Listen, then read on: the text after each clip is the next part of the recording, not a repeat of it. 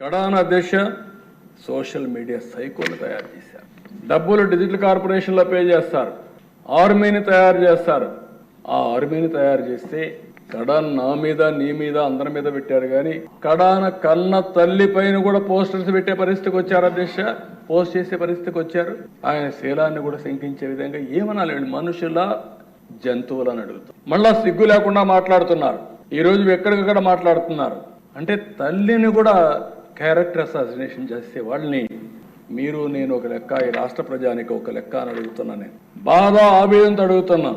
నేను అందుకే ఒకే మాట చెప్పాను, ఎన్డీఏలో ఏ లీడర్ కూడా ఇలాంటి అసభ్యకరమైన పోస్టులు పెట్టాం.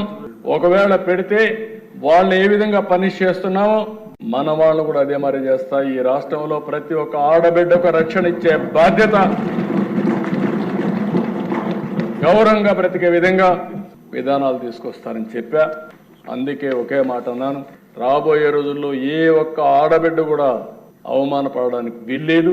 కఠినంగా వ్యవహరిస్తాం, మెర్సిలెస్ గా ఉంటాం, చట్టానికి పదును పెడతాం.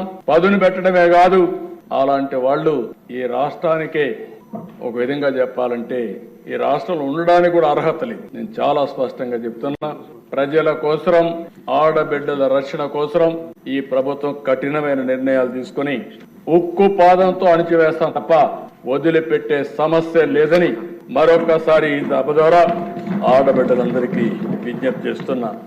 ఇది ఒక ఆర్గనైజ్డ్ క్రైమ్.